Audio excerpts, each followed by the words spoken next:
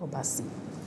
Today, we turn our attention to one of the most pressing issues affecting us as a nation, and we're talking about insecurity. Yes, now from banditry to kidnappings, the attacks on farmers, the highway insecurity, the threat faced by businesses across different states in Nigeria.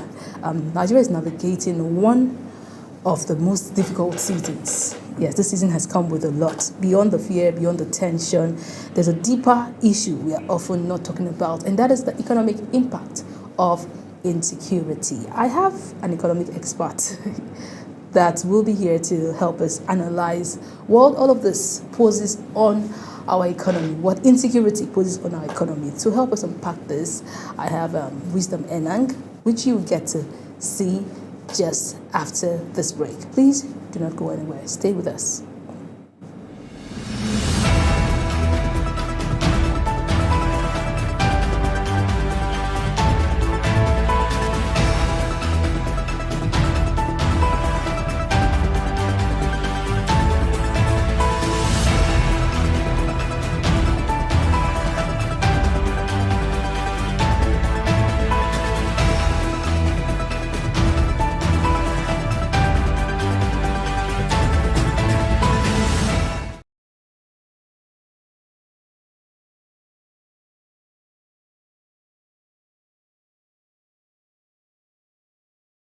Very good evening and welcome to another exciting edition of Big Talk. Tonight on the program, as always, it's a pleasure to have you join us here on Global Morning. I am Uyi Alpo. You know how we do it on Teacher Post Extra, bringing you all the... On the desk this evening, we have very topical issues to discuss, and of course... Welcome to your parliamentary program, The Parliament. Peaceful and joyful home doesn't happen by chance. It is built on... Women can rise beyond traditional boundaries to claim their rightful place as a numerous committee, about more than 12 committees. Face-to-Face is a program that comes to you once in a week at about this time, where we look into issues and discuss them. It gives you the opportunity to World News in United Welcome Nigeria. To Entertainment Circle. And trust me, today you're about to get entertained. Hello everyone and welcome to the program Talk Sports here on Global Television. Talk Zone is that platform where we bring young and talented artists. Stay tuned, stay inspired, stay with Global Television on DSTV channel 365, on Star Times channel 276.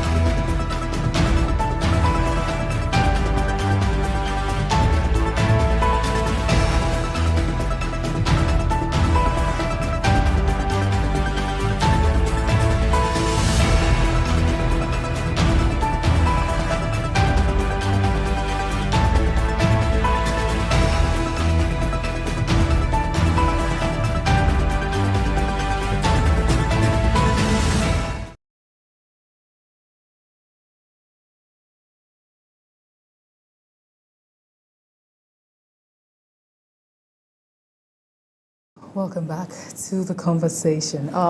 Before we went on that break, told you we're going to be having this conversation with someone that is deep into economy analysis. We just want to find out the impact of everything we've been hearing, from the whole insecurity, the kidnappings and everything. I believe that it poses a threat, and it kind of dents the image of our nation, publicly in the in the international scenes. And then we want to know, what this impacts have been, what, all of this has resulted to or into on our economy. And we have Dr. Wisdom Enang with us. You're welcome to the show, sir. Thank you very much for having me. Hi, good afternoon. Okay, thank you very much for having me. We seem to be having some network glitch. Okay, sir. So let's start with this question, sir. How would you describe the current state of insecurity in Nigeria? Yeah, thank you. Can you hear me? Yes, sir, I can. I can hear you. Welcome, right, welcome to Discourse, Dr. Wisdom. Thank you very much. My pleasure. The current state of insecurity, I'm talking from a citizen standpoint, is very unfortunate. It's very unfortunate because it highlights the vulnerability of our our borders, very porous borders across, especially the northern aspect of Nigeria. Number two, it just tells us how vulnerable we are, even from an inflationary standpoint, economically, to the to the impact or the effects of insecurity. Because you look at it that when the insurgents attack farmers, for example, the throughput of food reduces, and then we have food inflation, which is the biggest contributor to mainstream inflation. So a lot of these things have some effect, as in addition to even the effect of discouraging investments in the whole of Nigeria as a whole, because people just think Nigeria is one scene of insurgency attacks and all of that. So there is a lot of disadvantages that we would really want to get that narrative right. Not to talk about the apprehension among citizens, and of course the circulation of false narratives, which are twisted sometimes to put certain narratives forward. So it's really a concern, because this whole insurgency attacks means that you and I don't feel very safe. I mean, especially in some parts of the country. So it's a big worry, and something that we hope that the government can get around. Definitely, we can see right off the bat that the military or the security agencies are very much outnumbered. We can also see that there are gaps in our intelligence and our communications protocol.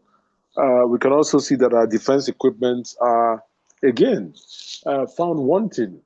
So one would like to say that at this point in time, the partnership that has just been sealed between the US as of yesterday and Nigeria, we hope it brings future, because it's a little bit too late. Something that should have happened proactively. But yeah, the intelligence support and defense equipment that US is going to provide to Nigeria, we hope that would help to stem the situation. We also hope that there is a renewed sense of ownership within the military, the security forces as a whole, to combat this challenge and get it nipped in the bud. Too late. When would it have been the right time for whatever interventions that is coming right now? And what would have been done better? All right. So the first and foremost thing we need to understand is when we're talking about insurgents, there are things that give rise to insurgents. Is it the lack of education? Is it the lack of economical well-being? Because the thing is, think about it. these insurgents live and breathe somewhere. I have heard an interview where a soldier said that when the Chibok girls were adopted and they tried to save them, some of them were even upset. Say, why are you, we're having a good life here. Some of them were even sympathetic to those that committed the crimes against them. And that's because you need to understand the psychology of the insurgents. The insurgents say, look, we are not the bad guys. We're only fighting the bad guy, but we're going to take you guys, protect you, provide a government for you, provide protection, get you guys to work for us. And by so doing, they brainwash their victims. So there must be some sort of orientation from the government to put the narrative straight. Also, the government must be seen as being pro-people, showing that, okay, yes, the insurgents are twisting the narrative that, okay, they are the ones taking care of you. You don't have to stress. They will go out, work, and get something for you. Just stay in there, support them. And because they're getting that sympathy from people who are supposed to be victims, it's a bigger worry. It's a bigger challenge than gun blazing. This is not just one of the challenges where you shoot your way across the solution. It's a challenge where you have to do a kind of, a reorientation strategy to be able to win this. So that should have started long ago. And on the part of motivating the soldiers, on the part of equipping them with the right equipment, on the part of making sure we even get more numbers, we should have seen a massive hiring campaigns in the military and other security agencies. That shouldn't have been something that we'll be thinking about now. It should something that we should be proactively looking at. Our citizens, the ratio of population versus the ratio of our security forces has always been a concern. So this is something we should have worried about. Secondly, the way we deploy our security agencies should have been done to reflect the challenges that we have. So if I were to be deploying this, we'll look at, okay, on the map, how can we group this under red, amber, and green? So green meaning relatively stable, little or no problems. Orange, amber meaning that there's always some sort of, pockets of challenges. And then the red meaning that there's always challenges. And before you would know that you need a higher concentration of, security agencies, a higher concentration of equipment and intelligence for respond and recover. And that will tell you how you distribute. The issue of now finding out retrospectively that we don't have enough security forces in those areas, rather we have them domiciled in the VIPs and then we have to pull them out from VIPs. It's something that we shouldn't be doing, at this point in time. It's something that we should have known that as a matter of fact. Then the other issue is the issue of speaking with facts. The first way to solve this challenge is let's speak with facts. Government officials and the likes, we should have facts. We shouldn't be thinking based on, okay, this is the way I feel, this is the way I think. We can't solve a problem you cannot measure. And if you cannot measure, so everybody needs to be on the same plate. How many people were kidnapped here? How many insurgents attacks have we had here? Once we start having those numbers and they're consistent, then we are a bit halfway through to solving it. Now, talking about solving particular problems, I don't believe that the centralized policing system can solve it. I don't believe so. I mean, let's even borrow a leaf from what we have in maybe the Southwest. We have the Motekuns who are playing a strategic role. We haven't had, I haven't heard of that much casualties as a result of mistakes from their end. So maybe we can borrow a leaf. Do we need secondary police? Do we need state policing? Do we need vigilante groups that are trained? There's an ideology so that they can help us. They know the neighborhoods. If there is an insurgent attack coming from some sort of remote neighborhood, they know that entire terrain very well. So this is something we should be asking ourselves. We've been talking about state policing for a while. There's been for and against arguments, but my question is, should we have retrospectively had that state policing right before now? Should they actually be state policing in the context of the central police, or should they be state policing in the context of some sort of rural vigilantes that are provided oversight by the government? I mean, what exactly should be happening? But I think, like I said, we've got some success stories with the Amotekun. They're doing a fantastic job. We should be thinking, how do we replicate this sort of model while putting checks and balances in place across the length and breadth of our nation? the main conversation for today. How does all of this affect our economy? All right. I mean, when you talk about the economy, what I tend to think about is the competitiveness of Nigeria's business environment. What does that mean? It means the physical environment. When I mean physical, FISCAL, which means how good your tax regime is, how good your return on investments are, and all of that. The buying power of the economy and all of that, the stability of your currency. That's all fine.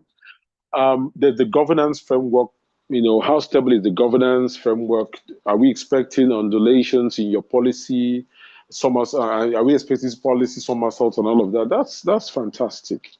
The third thing there is we're looking at security, because if you're competitive and there is stability in your policy framework, security could be a game changer, could be even a game stopper. Let's look at the oil and gas, the gas investments in Mozambique. Because of insurgent attacks, a lot of those, people investors have pulled out and said, look, we're not going to continue. So that's a big game changer. Now, what does that mean? It means that for every economic milestone that we're celebrating at the moment, there are a lot of people that should have come into our economy, but they're pretty worried. They're worried about, okay, is this really where I want to put my money? Should we put a wait and see approach? Yes, we see the economic expansion above 3%. We see inflation fall to about 16.02%. We also see the interest rates, it's dropped 50 basis points. We might get a drop by 2 o'clock today. We might get a drop of another 100 basis points to 26%. But what about the security? Because sometimes before you can tell people that, oh, the security is only very bad, maybe in the southeast and north side of things, they just think that the entire Nigeria is one scene of insurgency attack. So you may not be able to defend yourself. What we popularly know locally as you go explain entire no evidence. You won't be able to, show that these things are not everywhere. So it scares the investors away. It makes them apprehensive. And for every economic win that we're celebrating, there is perhaps 90% more that investors are taking a wait and see approach. Wait and see how do they implement their taxation.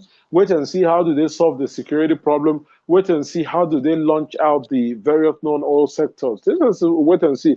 Wait and see how the election, the election of 2027 is managed, and even the post-election. So we have that investor sentiment of wait and see, and that is why the security, insurgent attacks and all of that insecurity is not really helping Nigeria at this point in time.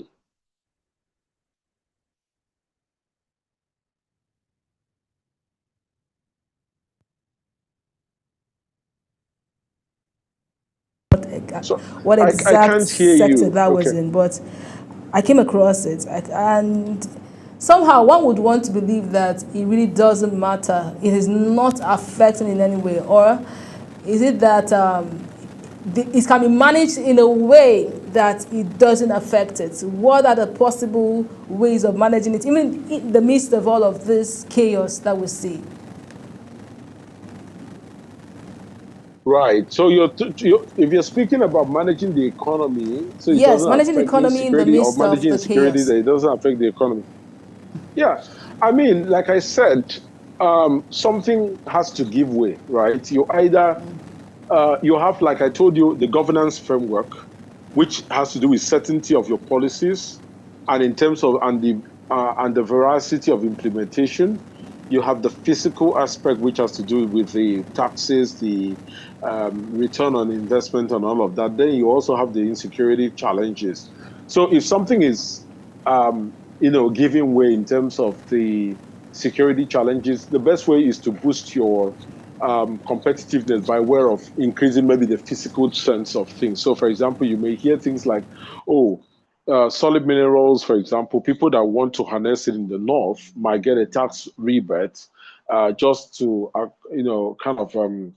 just to satisfy, for the inconveniences, basically.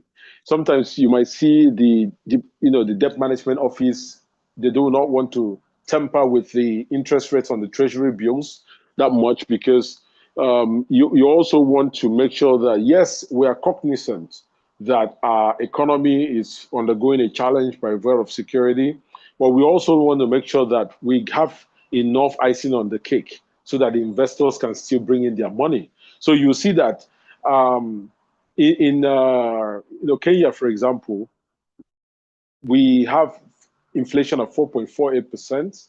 And right now we have the treasury bills going at 7.79%. In Nigeria, we have inflation at 6.02%, 16.02%, sorry. And we have the treasury bills doing just about 16 for a year. So right about that. And if you look at this, if you look at that, kind of the patterns, you find out that in Kenya, they're trying to make sure that their treasury bill returns equates to a positive return when compared to the inflation. But in Nigeria, it's right about almost the same thing right now. What the economic managers will want to do is to drop the inflation below 15%, keep that treasury bill at about 16 or 15 point something percent, so that we have, no matter how small, a net positive value when comparing inflation with the net gain. So by that, it helps, right? Because what you're doing is that you're improving your physical terms to make up for what the security deficits. And typically, investors still come in. I mean, in Mozambique, there's been issues about insecurity even until now, right? But some investors are pulled out, some are still staying because the appetite of investment offer from the physical standpoint, for some investors, is still worth the try. Whole thing got heated up. A lot of people pushed some narratives, some of which were interventions that come in basically because of our natural resources. Doesn't make sense in any way.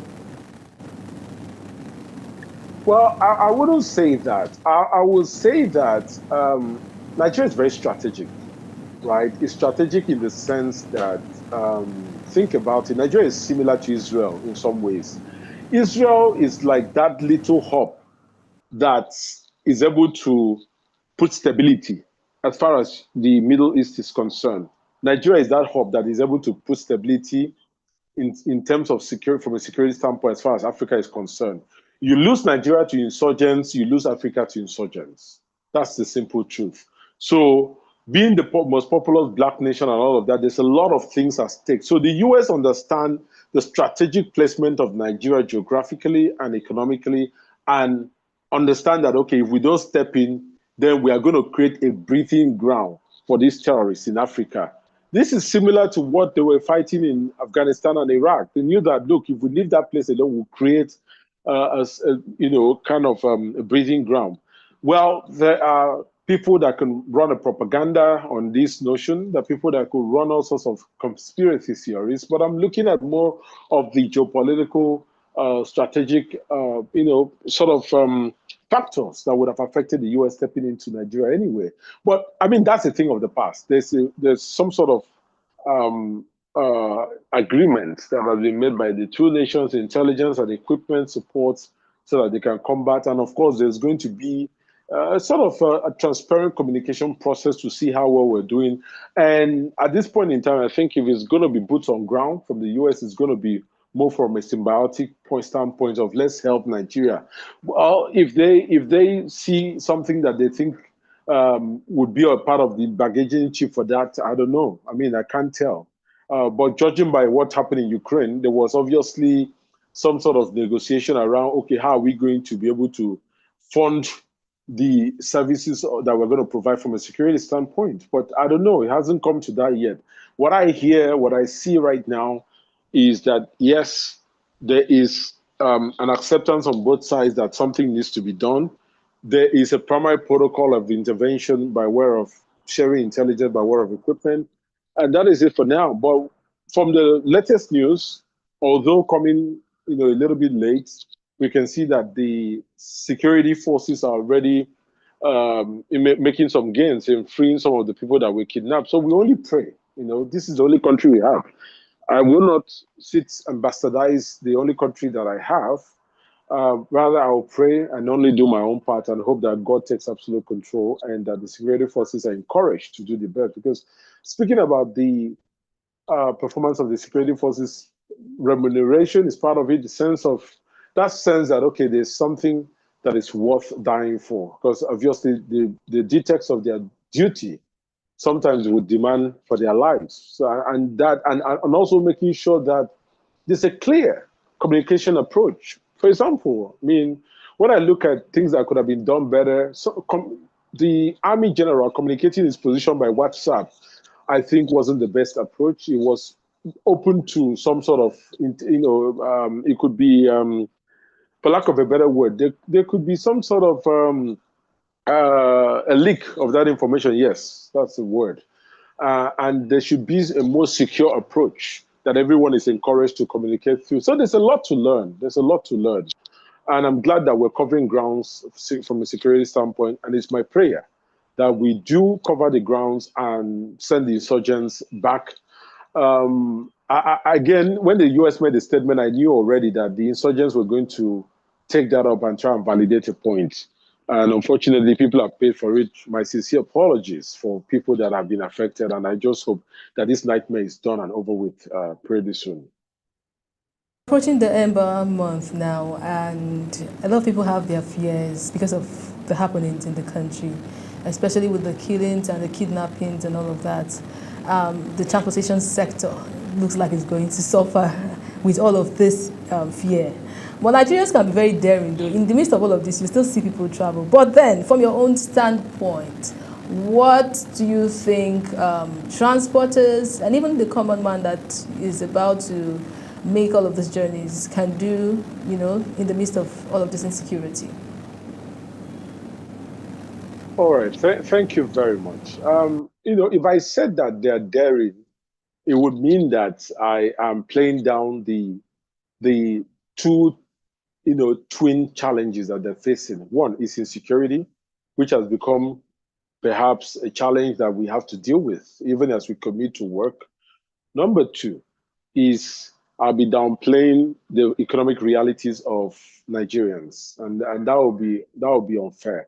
Now, what I would say is that some of them have no choice. But be that as it may, number 6 should kick in. If you're going to have a commute, make sure that you, first and foremost, talking about insecurity on a general scale, make sure that you go to a recognized park. Make sure that the vehicle you're using is registered at that park and that people know the driver, and they can, at least there's some sort of, oh, is this driver registered here? You're not just picking on the roadside, because I've seen things where people that I know, they've served me in the past, entered vehicles, and those vehicles were not those they thought they were. And they ended up never coming back alive, unfortunately, and according to the family. Number 2 is travel not in the dark. Travel mostly in daytime. Make sure you give enough contingency for happenings like car breakdown and all of that. The other third one, very unconnected, but make sure that the driver is driving at a speed that you think is reasonable, that you can, any eventuality, vehicle breakdown, tire burst and all of that, you could control the vehicle. Where you're worried, tell the driver, be emboldened to speak out and say, please, for the sake of our lives, play down. And also pick a company that allows you to perhaps call a number and give feedback on what the driver is doing. Otherwise, you pick a company, the driver feels like driving a certain way, maybe he's even tired of life, and ends up taking his own life alongside with yours. The other one is, as you're going, always carry some money, should in case you need to take certain decisions. I mean, the driver may be driving very uncomfortable, and at the safest point, you highlight, let that money go, and then you have some money in your pocket to take another vehicle, or perhaps stay the night. Or maybe a driver decides there's a sort of a traffic situation and decides to drive through at night, and you say it doesn't sit well with you. Make sure there's extra money for all eventualities. The other thing is communicate your travels to loved ones. Share your locations. Let them know. I mean, it's not a way of checking or policing you. It's a way of making sure that someone knows where you are at every material point in time, as long as you're commuting, and that if anything happens, someone can at least give vital information that could lead to your trace. And then, of course, we believe God to really guide us, because no matter what you do, you cannot say it's 100% proof.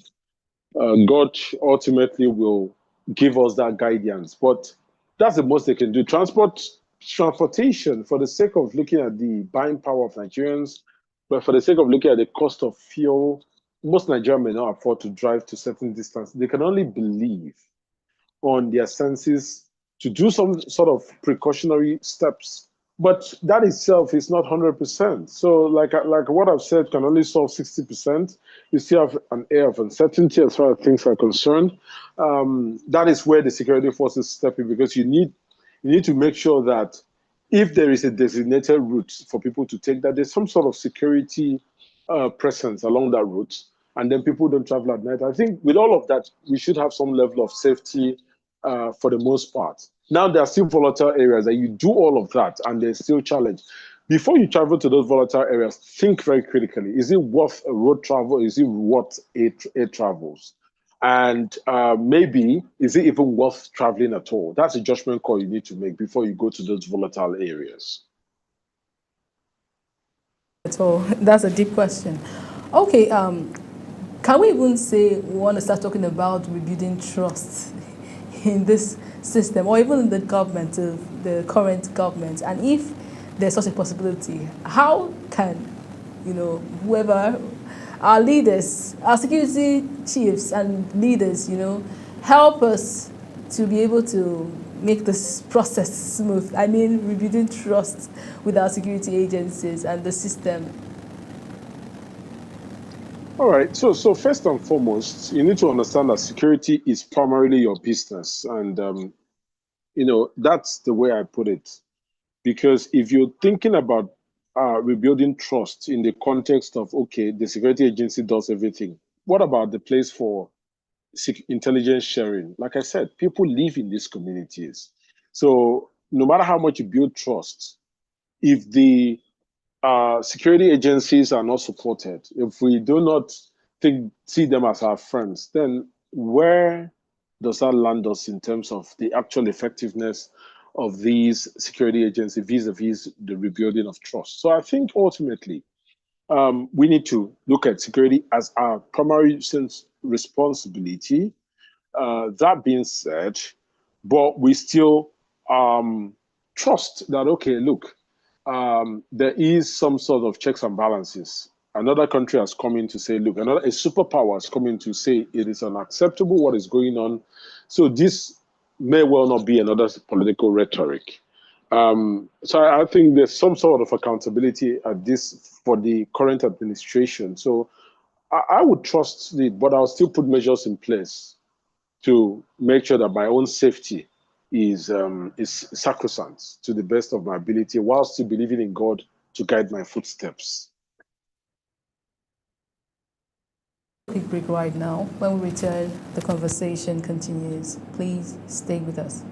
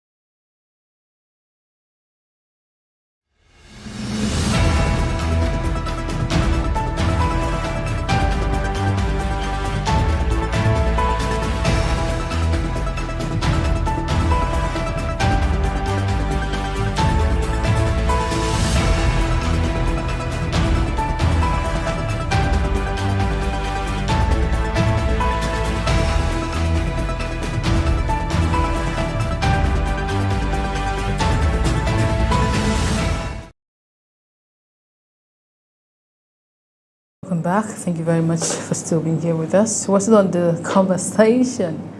Insecurity, the economic impacts, consequences of insecurity in Nigeria, and we're joined by an economy expert, Dr. Wisdom Enang.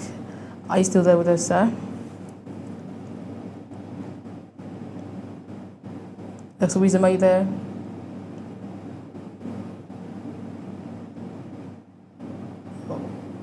Okay, sir. Can you hear me? Okay, I can hear you. Thank you. So let's talk about collaboration in the midst of the insecurity. I strongly feel that our security parastatals, our security agencies are not collaborating enough. I kind of feel that we have tech-driven Nigerians, innovative Nigerians that can partner with our security forces to be able to combat insecurity. For example, I saw a disturbing video on TikTok today where one of the, do I call them bandits, how bold, the audacity they have to go online and make videos, stating that they are responsible for this, and we don't have a means to track them. How possible or how impossible is all of this? I don't think it is impossible, but I think the reward scale for synergy and collaboration has not tilted the balance. Now, what do I mean by that? You need to get to a point where we stop praising people for being soul, for being soul heroes. Yeah, they come in as a soul magical hero. They do some magic wand. And we praise them and say, hey, yeah, that's it. That's, we need to start praising people. We need to start even inducing financial rewards for collaboration, and then the whole balance will tilt. For example, if there was a fund, part of the security funds, where money is given in appreciation for working between sister agencies to solve problems, or for even onboarding private intelligence agencies to solve problems from a security standpoint. If that were to happen, first, it's like the creator program on social media. Everyone is trying to get on board because there's a reward there. There's a financial reward. Everyone is trying to get on board. The platforms now have the best, creators content, and then they have more advertisement income coming to them as well. So it's a win-win, and it's a cyclic loop. So I think we need to create that. We need to start creating special funds for collaboration, because there's no way. You can't ask people to do it for the fun of doing it. They won't. Even if you force them, they will not. But you need to start giving them a commercial basis for them to get into that mode of collaboration. In fact, you need to even discourage solo stars and start making it that, okay, if you've gotten these results, what about if you could have collaborated? Maybe you could have gotten better results than this. And I think that's the only way I would have thought, if I were to sit on that deciding position. That's the only way I would think. I think there'll be special funds.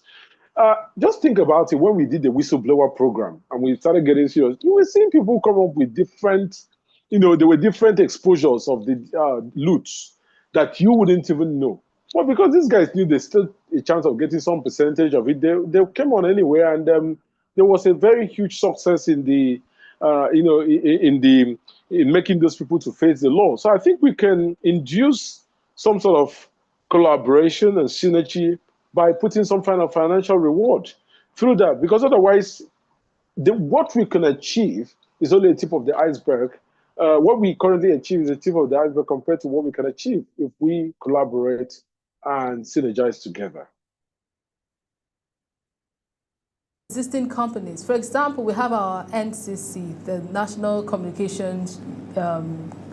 We have, we have telecommunication, we have, these are service providers that offer services. The services are being used by the bandits. Do you understand?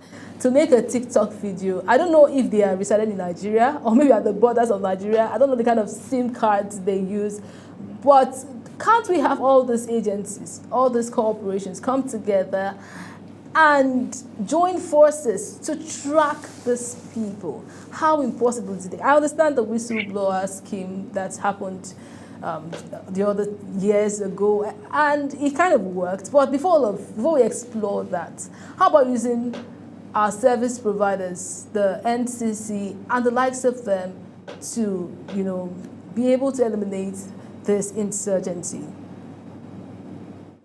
Okay, so first and foremost, it's tracking. So let's kind of play let's unveil the curtain and see the process it would take. So someone gets on TikTok and does a video. Now you don't know, are they still on Nigerian soil when they do that video, or are they out of Nigerian soil? You can't tell. There's nothing that you can, except they explicitly go to a landmark where you can say, yeah, this is Nigeria. Now, what is the way forward?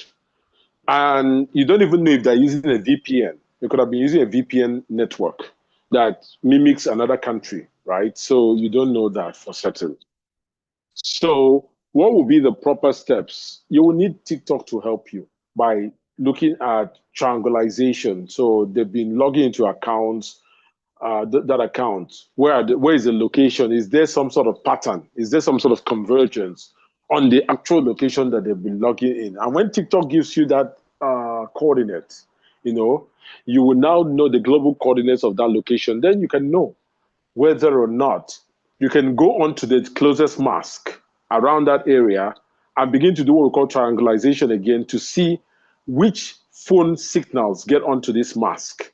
Maybe, those phone numbers, for example, that get onto those masks, do they belong to insurgent? If it's an insurgent-prone area, you know that, okay, yeah, most of these people perhaps making calls and filling this mask are insurgents, or perhaps you now know a location that whilst you're doing all of that, what I'll call academic work,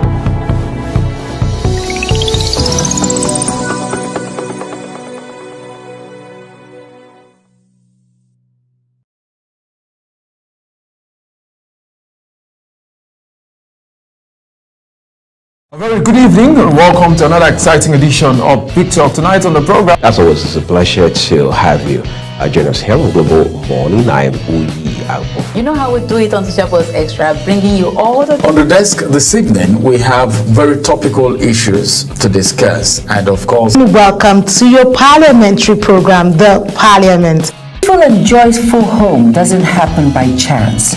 It is built on... Women can rise beyond traditional boundaries to claim their rightful place as... Very numerous committee, about more than 12 committees. Festival is a program that comes to you once in a week at about this time where we look into issues and discuss them. It gives you the opportunity to... World leaders in United Welcome Nigeria. to Entertainment Circle. And trust me, today you're about to get entertained. Hello everyone and welcome to the program Talk Sports here on Global Television. Top Zone is that platform where we bring young and talented artists. Stay tuned, stay inspired, stay with Global Television on DSTV Channel 365, on Star Times Channel 276.